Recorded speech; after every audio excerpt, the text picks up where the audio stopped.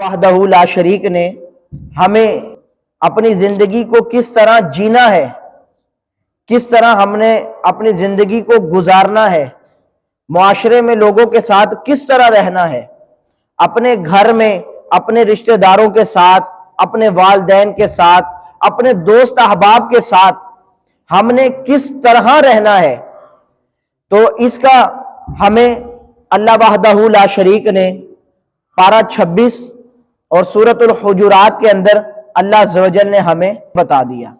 تو لہٰذا جو دین اسلام ہے وہ مکمل دین ہے، جس میں ہمیں پیدا ہونے سے لے کر مرنے تک کا ہمیں سارا ایک سسٹم دیا ہے کہ ہم اس کے مطابق اپنی زندگی کو گزاریں۔ ہم نے اپنے مسلمان بھائیوں کے ساتھ ایسا رویہ اختیار رکھنا ہے، چاہے وہ میرے والدین ہوں، چاہے وہ میرے بہن بھائی ہوں، چاہے وہ میرے ماموں ہوں، چاہے وہ میرے چچا ہوں، چاہے وہ میری پھپھو ہو، الغرض جو بھی رشتہ دار ہے یا جو بھی ہمارے ساتھی ہیں جن کے ساتھ ہمارا اٹھنا بیٹھنا ہے، جو بھی مسلمان ہے اس کے ساتھ ہمارا انداز کیا ہونا چاہیے۔ نمبر 1 سورۃ الحجرات میں فرمایا کسی کا مذاق نہ اڑاؤ۔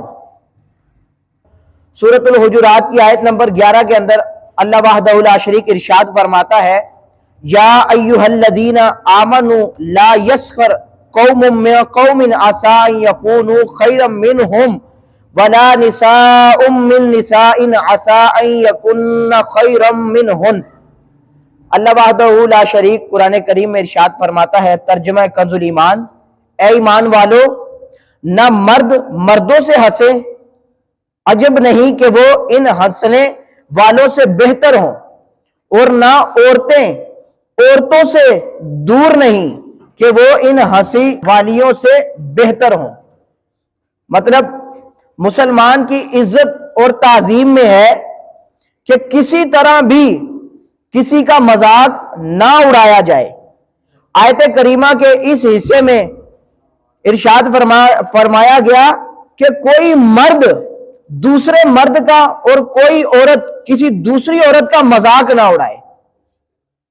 آج کل لیکن ہم اپنے معاشرے میں نظر کریں تو یہ وبا عام ہو چکی ہے کہ اگر کوئی داڑھی شریف سنت کے مطابق سجا لیتا ہے تو اس کو تنقید کی نظروں سے دیکھا جاتا ہے، اگر کوئی امام شریف کا تاج سر پر سجا لے تو اس پر تنقید کی جاتی ہے، اور اگر کوئی آدھی پنڈلی تک سنتوں کے مطابق اپنی جو تہبند ہے اس کو اپنا لے اور آدھی پنڈلیوں تک وہ اپنی تہبند کو رکھے تو اس پر بھی تنقید کی جاتی ہے، اور بیچارے اسی طرح غریب کے لباس پر تنقید کی جاتی ہے، اور اسی طرح برادریاں اٹھا کر دیکھ لے تو ہر برادری اپنی برادری پر فخر کرتی نظر آتی ہے اور دوسری برادری والوں کو نیچا دکھانے کی کوشش کی جاتی ہے۔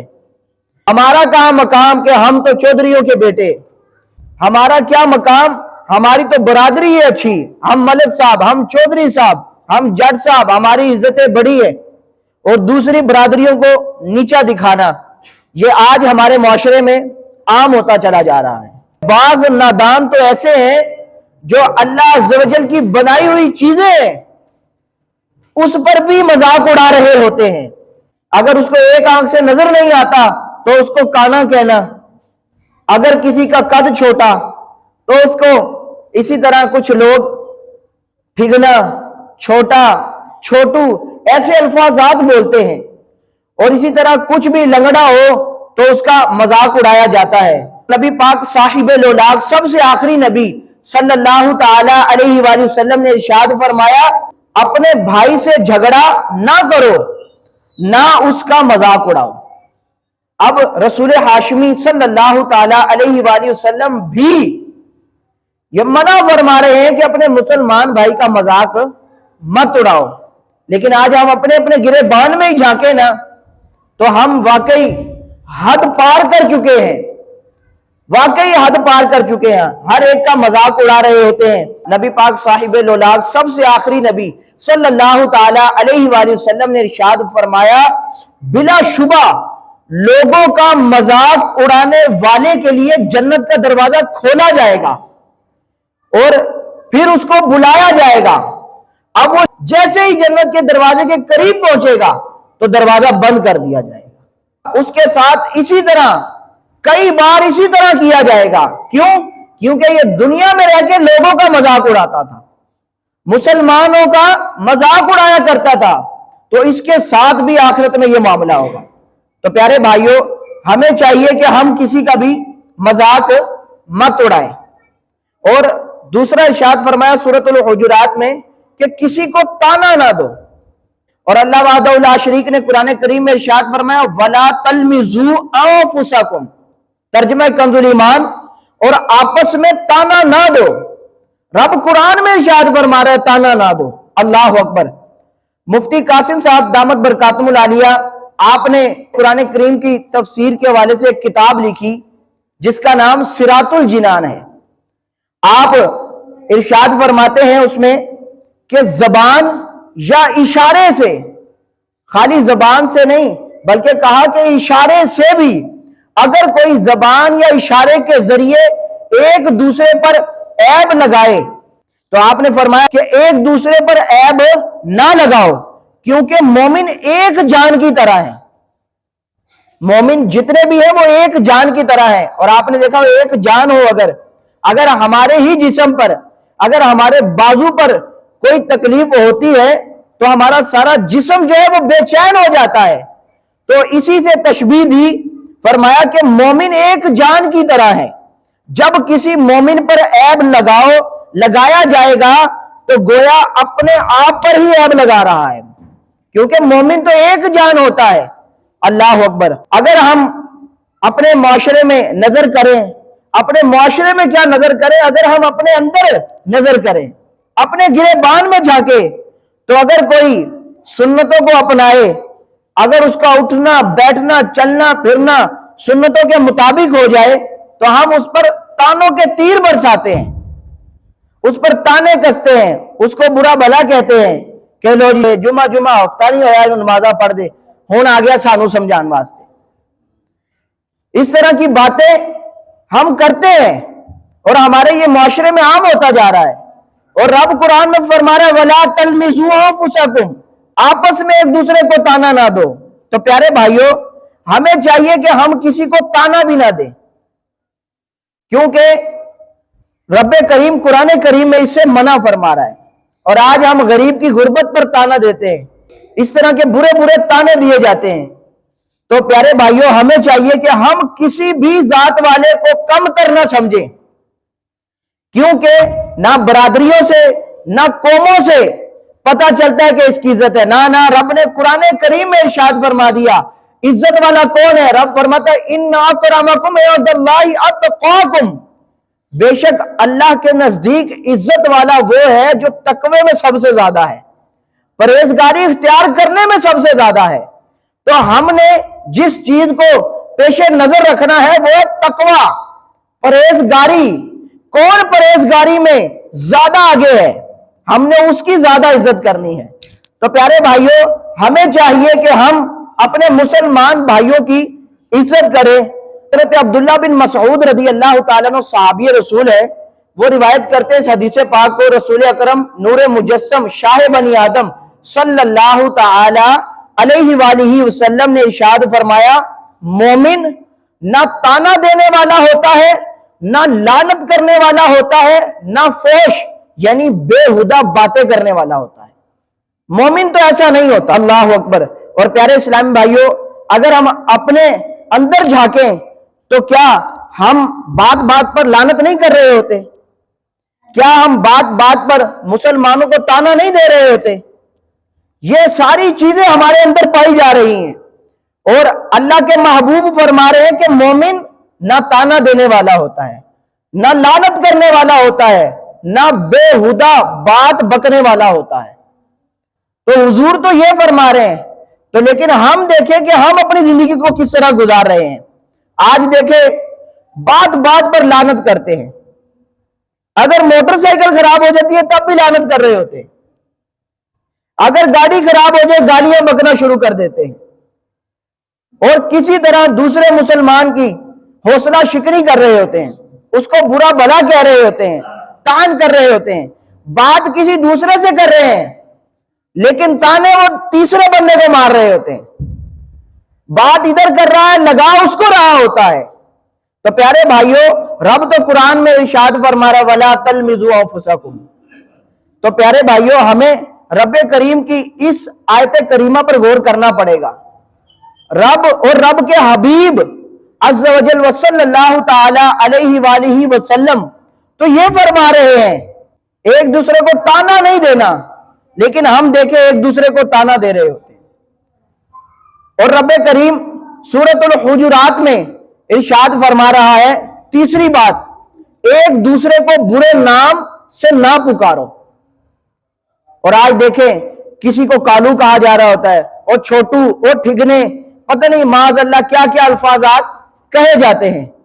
تو رب کریم نے ارشاد فرمایا قرآن کریم میں وَلَا تَنَابَزُوا بِالْأَلْقَابِ، رب فرما رہا ہے قرآن کریم میں، اور ایک دوسرے کے برے نام نہ رکھو۔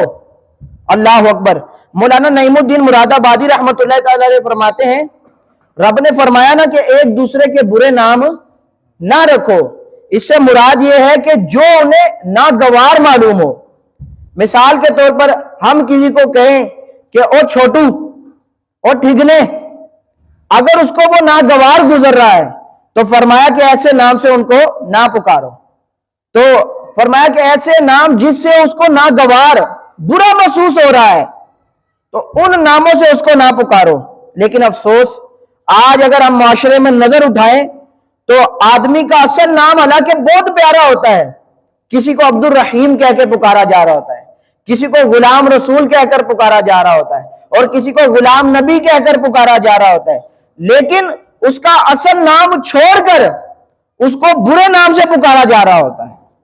حضرت عمیر بن سعد رضی اللہ تعالیٰ عنہ، یہ صحابی رسول ہے، آپ روایت کرتے ہیں اس حدیث پاک کو کہ نبی پاک صاحب لولاک، سب سے آخری نبی صلی اللہ تعالی علیہ وآلہ وسلم نے ارشاد فرمایا، جس نے کسی کو اس کے نام کے علاوہ کسی اور نام یعنی برے القابات سے بلایا، اس پر فرشتے لعنت کرتے ہیں۔ ہمیں چاہیے کہ ہم کسی کو برے نام سے بھی نہ پکاریں۔ یہ ہمیں بتایا گیا کہ آپ نے مسلمانوں کی عزت کرنی ہے، کہ مسلمان کی کتنی رسپیکٹ ہے، کتنی عزت ہے یار۔ رب قرآن میں ارشاد فرما رہے ہیں، نہ ان کو تانا دو، نہ ان کو برے القابات سے پکارو، اور نہ بدگمانی کرو۔ اور رب نے قرآن کریم میں فرمایا کہ نہ بدگمانی کرو مسلمانوں کے حوالے سے۔ اور رب کریم قرآن کریم میں ارشاد فرماتا ہے یا ایھا الذین آمنوا اجتنبوا کثیرا من الظن ان بعض الظن اثم۔ ترجمہ کنز ایمان، اے ایمان والو بہت گمانوں سے بچو، بے شک کوئی گمان گناہ ہو جاتا ہے۔ تو زیادہ بھی گمان نہیں کرنا چاہیے، ورنہ یہ ہوتا ہے کہ بندہ گناہوں میں ہی پڑ جاتا ہے۔ کچھ گمان اچھے بھی ہوتے ہیں، کسی کے بارے میں اچھا گمان کرنا، لیکن زیادہ چانس یہی ہے کہ وہ بندہ برے گمان کی طرف چلا جائے گا۔ تو فرمایا گیا کہ برے گمان سے بھی بچو۔ اگر آپ اس کے پیٹھ پیچھے اس کی برائی کریں گے، کچھ بھی برائی کریں گے تو یہ غیبت ہو جائے گی۔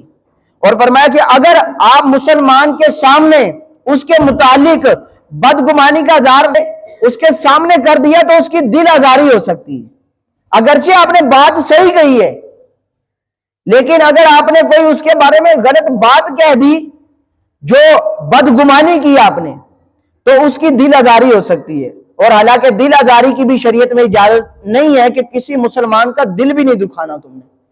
ہر مسلمان کی تم نے عزت کرنی ہے، اور اگر تم کسی مسلمان کے بارے میں بدگمانی کر دیتے ہو، بری سوچ رکھ لیتے ہو، اگرچہ اس مسلمان کے سامنے تم نے نہیں کہا، لیکن اگر تم نے اس کے پیٹھ پیچھے یہ بات کر دی تو غیبت ہوگی۔ اور نبی پاک صاحب لولاک، سب سے آخری نبی صلی اللہ تعالی علیہ وآلہ وسلم نے ارشاد فرمایا الغیبۃ اشد من الزنا، غیبت جو ہے وہ زنا سے بھی بدتر ہے۔ اب ہم ادھر اندازہ لگا لیں پیارے اسلامی بھائیوں کہ غیبت تو بڑا گناہ ہے زنا کرنے سے بھی، اور آج دیکھیں تو بات بات پر ہم کسی نہ کسی کی عیب بیان کر رہے ہوتے ہیں اس کے پیٹھ پیچھے. تو ہمیں چاہیے کہ ہم کسی کی غیبت بھی نہ کریں, کسی کے حوالے سے بدگمانی بھی نہ رکھیں کہ یار گھر جا کے نماز بھی نہیں پڑھتا ہونا. آپ حسن ظن رکھیں, اور نبی پاک علیہ الصلوۃ والسلام نے ارشاد فرمایا حسن الظن من حسن العبادہ, حسن ظن جو ہے وہ بہترین عبادت ہے, کسی کے بارے میں اچھا گمان رکھنا. لیکن آج دیکھیں تو فجر دی نماز بھی نہیں پڑھتا ہونا, یہ تو گھر جا کے سنتے بھی نہیں پڑھتا ہوگا, یہ تو نماز بھی نہیں پڑھتا ہوگا. بھائی ہمیں کیا ضرورت پڑی ہے کہ ہم کسی کے بارے میں برا گمان رکھیں؟ ہمیں چاہیے کہ ہم اچھا گمان رکھیں. پانچویں چیز جو ارشاد فرمایا, پانچواں فرمایا کسی کے عیب تلاش نہ کرو. رب کریم نے ارشاد فرمایا ولا تجسسوا, ترجمہ کنز الایمان, اور جستجو یعنی پوشیدہ باتوں میں نہ پڑو, کسی کی پوشیدہ باتوں کو نہ تلاش کرو, اس کی جستجو میں نہ رہو کہ یہ پتہ نہیں کیا کیا کرتا ہے, اس کے بارے میں ان چیزوں کی طرف لگنا. تو پیارے بھائیوں, اسی طرح بلا اجازت شرعی کسی کا کوئی عیب معلوم کرنے کے لیے اس کا پیچھا کرنا, کہ اس کے گھر میں جھانکنا وغیرہ, تو یہ سارے جو کام ہیں یہ تجسس ہے, جاسوسی کرنا ہے, جس کے بارے میں رب کریم نے منع فرمایا ہے. چھویں چیز ارشاد فرمایا کہ رب کریم ارشاد فرماتا ہے قرآن کریم میں وَلَا يَغْتَبْ بَعْضُكُمْ بَعْضًا, ترجمہ کنز الایمان, اور ایک دوسرے کی غیبت نہ کرو. لیکن آج ہماری مجلسوں میں دیکھا جائے تو غیبت ہر مجلس میں تقریباً ہماری غیبت ہو رہی ہوتی ہے, غیبت ہو رہی ہوتی ہے, کسی نہ کسی مسلمان کی برائی کی جا رہی ہوتی ہے. یار وہ ایسا ہے, وہ ایسا ہے, پکڑ لے تو بیٹھ ہی جاتا ہے, لمبا پی جاتا ہے, اس طرح کے الفاظات بولے جاتے ہیں. فرمانے آخری نبی صلی اللہ تعالی علیہ وآلہ وسلم نے ارشاد فرمایا کیا تم جانتے ہو کہ غیبت کیا چیز ہے؟ صحابہ کرام علیہ رضوان کو حالانکہ معلوم ہے کہ غیبت کیا چیز ہے, لیکن ادب کرتے ہوئے حضور کی بارگاہ میں عرض کرتے ہیں اللہ و رسولہ عالم, اللہ اور اس کا رسول بہتر جانتے ہیں. ارشاد فرمایا تم اپنے بھائی کا وہ عیب بیان کرو جس کے ذکر کو وہ ناپسند کرتا ہے. تو عرض کی گئی اس کے بارے میں آپ کی کیا رائے ہے کہ اگر میرے بھائی میں وہ عیب موجود ہو جسے میں بیان کرتا ہوں, تو ارشاد فرمایا تم جو عیب بیان کر رہے ہو اگر وہ اس میں موجود ہو جب ہی تو وہ غیبت ہے, اگر اس میں وہ عیب نہیں تو پھر وہ بہتان ہو جائے گا. اللہ اکبر. جب اللہ پاک کے آخری نبی رسول ہاشمی صلی اللہ تعالی علیہ وآلہ وسلم نے یہ ارشاد فرمایا نا کہ جو غیبت ہے نا وہ زنا سے بھی زیادہ سخت ہے, تو لوگوں نے عرض کی یا رسول اللہ صلی اللہ تعالی علیہ وآلہ وسلم زنا سے کیسے سختر ہو گیا؟ تو نبی پاک علیہ الصلوۃ والسلام نے ارشاد فرمایا مرد جب زنا کرتا ہے نا تو پھر جب اس کو اپنی غلطی کا, اپنے اس گناہ کا احساس ہوتا ہے تو وہ توبہ کر لیتا ہے. لیکن جو غیبت کرنے والا ہوتا ہے نا اگرچہ وہ توبہ کر بھی لے, اگرچہ وہ توبہ کر بھی لے, تب تک اس کی توبہ قبول نہیں ہوتی جب تک جس کی غیبت کی تھی پہلے اس سے معافی نہ مانگ لے کہ ہم کس طرف جا رہے ہیں. نبی پاک صاحب الاولاد سب سے آخری نبی صلی اللہ تعالی علیہ وآلہ وسلم تو ہماری تربیت فرما رہے ہیں. رب کریم قرآن کریم میں ارشاد فرما رہا ہے, سورۃ الحجرات میں ہمیں زندگی جینے کا مقصد بتایا, آداب بتائے کہ تم نے کس طرح اپنی زندگی کو گزارنا ہے. لیکن آج ہم دیکھیں تو ہم تو اپنے مسلمان بھائی کی عزت کی دھجیاں اڑا دیتے ہیں, کبھی اس کو ذلیل کر رہے ہوتے ہیں, کبھی اس کو تانے دے رہے ہوتے ہیں, کبھی برے القابات سے پکار رہے ہوتے ہیں, کبھی اس کی غیبت کر رہے ہوتے ہیں, کبھی بدگمانی کر رہے ہوتے ہیں. آج ہم نے مسلمان کی عزت کا جنازہ نکال دیا ہے, لیکن رب تو فرما رہا ہے کہ تم نے اپنے مسلمان بھائی کی عزت کرنی ہے. آج لیکن ہم اس سبق کو بھول بیٹھے ہیں جو رب کریم نے ہمیں قرآن کریم میں ارشاد فرمایا. تو پیارے بھائیوں, ہم اگر اپنے اسلاف کی, اپنے بزرگان دین کی, انبیاء اکرام علیہ السلام کی سیرت کو اٹھا کر دیکھتے ہیں تو ہمیں تو یہی پتا چلتا ہے کہ وہ تو اپنے مسلمان بھائی کی بڑی عزت کا خیال رکھا کرتے تھے. ہمارے نبی پاک صاحب الاولاد سب سے آخری نبی صلی اللہ تعالی علیہ وآلہ وسلم بھی صحابہ اکرام علیہ رضوان کی عزت کا خیال رکھا کرتے تھے۔ حضرت جریر بن عبداللہ رضی اللہ تعالیٰ عنہ بہت پیارے صحابی رسول ہیں اور بڑے حسین و جمیل تھے، بڑے خوبصورت صحابی تھے، اور آپ نے رمضان المبارک میں ایمان لے کر آئے اور 10 سنہ ہجری کو آپ ایمان سے مشرف ہوئے۔ تو آتا ہے کہ حضرت عمر بن خطاب رضی اللہ تعالیٰ عنہ اسلام کے دوسرے خلیفہ حضرت عمر فاروق اعظم رضی اللہ تعالیٰ عنہ فرماتے ہیں جریر یوسف ہذہ الامہ، آپ فرماتے ہیں جریر بن عبداللہ اس امت کے یوسف علیہ السلام ہیں۔ کس چیز میں؟ حسین اور جمیل ہونے میں، خوبصورتی میں۔ فرمایا کہ آپ اس امت کے یوسف علیہ السلام ہیں، خوبصورتی میں تشبیہ دی۔ حضرت عمر رضی اللہ تعالیٰ عنہ نے کیسا رتبہ پایا صحابی رسول نے، اللہ اکبر۔ آتا ہے حضرت جریر بن عبداللہ کے حوالے سے ایک مرتبہ سرکار مدینہ صلی اللہ تعالی علیہ وآلہ وسلم اپنے مبارک حجرے میں تشریف فرما تھے اور صحابہ کرام علیہ رضوان بھی حجرے میں موجود تھے۔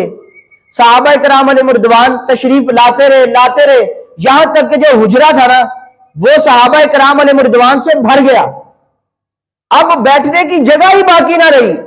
اب حضرت جریر بن عبداللہ رضی اللہ تعالیٰ عنہ جب آئے تو دیکھا کہ حجرہ فل بھرا ہوا ہے، تو آپ باہر ہی بیٹھ گئے، حجرے کے باہر ہی بیٹھ گئے۔ جب حضرت جریر بن عبداللہ رضی اللہ تعالیٰ عنہ دروازے پر ہی بیٹھ گئے نا تو نبی پاک صاحب الاولاد سب سے آخری نبی صلی اللہ تعالیٰ علیہ وآلہ وسلم نے جب دیکھا نا تو آپ نے اپنی چادر مبارک کو لپیٹا اور حضرت جریر بن عبداللہ رضی اللہ تعالیٰ عنہ کی طرف جیسے ہی اچھالا تو صحابی رسول نے لپک کر اس کو نیچے گرنے نہ دیا، فوراً پکڑ لیا۔ اور نبی پاک صاحب الاولاد سب سے آخری نبی صلی اللہ تعالیٰ علیہ وآلہ وسلم نے ارشاد فرمایا اے جریر یہ چادر لو اور وہاں پر بچھا لو اور اس پر بیٹھ جاؤ۔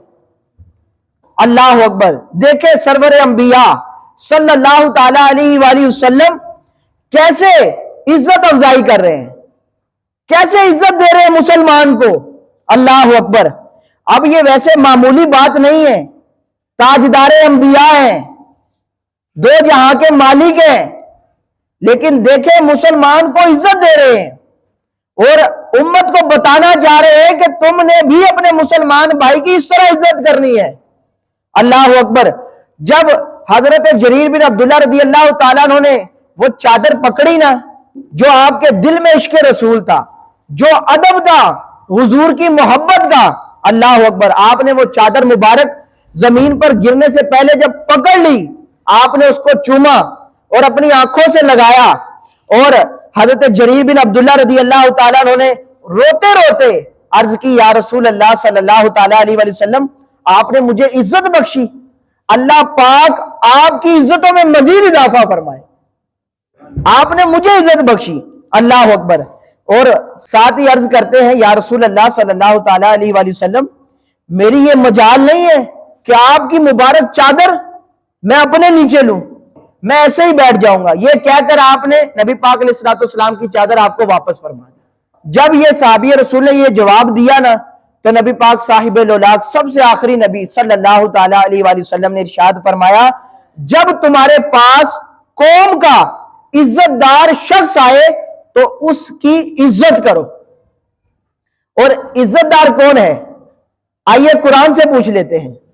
رب کریم قرآن کریم میں ارشاد فرماتا ہے وَلِلَّهِ الْعِزَّةُ وَلِرَسُولِهِ وَلِلْمُؤْمِنِينَ۔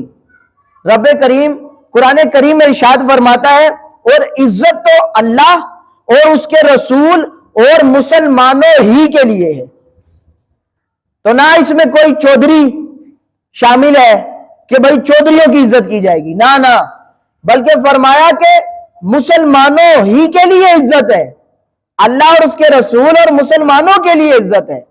تو رب کریم نے ادھر کسی کو بھی خاص نہیں کیا بلکہ تمام مسلمانوں کی فرمایا چاہے غریب ہے لیکن اس کی عزت تو ہے نا، عزت تو ہے نا۔ صراط الجنان کے اندر مفتی قاسم صاحب دامت برکاتہم العالیہ آپ اسی آیت کے تحت آپ نے کہا کہ اس سے ہمیں 4 مسئلے معلوم ہوتے ہیں جو رب نے فرمایا نا وَلِلَّهِ الْعِزَّةُ وَلِرَسُولِهِ وَلِلْمُؤْمِنِينَ، اور عزت تو اللہ اور اس کے رسول اور مسلمانوں ہی کے لیے۔ پیارے بھائیوں، مفتی صاحب فرماتے ہیں 4 مسئلے معلوم ہوتے ہیں، اور ان مسئلوں پر نیت کر لیں انشاءاللہ عمل کریں گے انشاءاللہ عز و جل۔ مفتی صاحب فرماتے ہیں پہلا مسئلہ یہ کہ ہر مومن عزت والا ہے، کسی مسلم قوم کو ذلیل جاننا یا اسے کمین یعنی کمتر جاننا فرمایا حرام ہے۔ اگر کسی مسلمان کو کمتر جانے، کمین جانے تو فرمایا یہ حرام ہے۔ اور نمبر 2 فرماتے ہیں مومن کی عزت ایمان اور نیک عمل کی وجہ سے، ایمان کی وجہ سے اور نیک اعمال سے، روپیوں پیسوں سے کوئی عزت نہیں، بلکہ نیک اعمال دیکھے جائیں گے اور دیکھا جائے گا کیا یہ ایمان والا ہے، کیا اس کے پاس ایمان کی دولت ہے۔ اور فرمایا کہ مومن کی عزت جو ہے نا وہ دائمی ہے، ہمیشہ رہے گی، فانی نہیں ہونے والی۔ اور آپ نے یار نہیں دیکھا کہ جب بندہ مرتا بھی ہے تو اس کو کفن پہنایا جاتا ہے، پھولوں سے سجایا جاتا ہے اور اس کو بڑی عزت کے ساتھ دفنایا جاتا ہے، تو یہ مومن کے لیے عزت ہے نا۔ اور اگر آپ دوسری طرف دیکھیں، دوسرے مذاہب کی طرف دیکھیں تو کیا آپ نے دیکھا نہیں کہ اس کو لکڑیوں میں رکھ کے جلا نہیں دیا جاتا؟ ارے مسلمان کی عزت ہے کہ اس کو پہلے نہلایا جاتا ہے، دولہا بنایا جاتا ہے، پھر اس کے براتی تیار ہوتے ہیں، اس کو بڑی عزت سے لے کر جاتے ہیں اور پھر اس کو دفنایا جاتا ہے۔ تو یہ مسلمان کی عزت نہیں تو پھر کیا ہے؟ اور چوتھا فرمایا کہ جو کسی مومن کو ذلیل سمجھے وہ اللہ پاک کے نزدیک ذلیل ہے۔ جو اگر کسی مومن مسلمان کو ذلیل سمجھے تو فرمایا وہ اللہ پاک کے نزدیک ذلیل ہے۔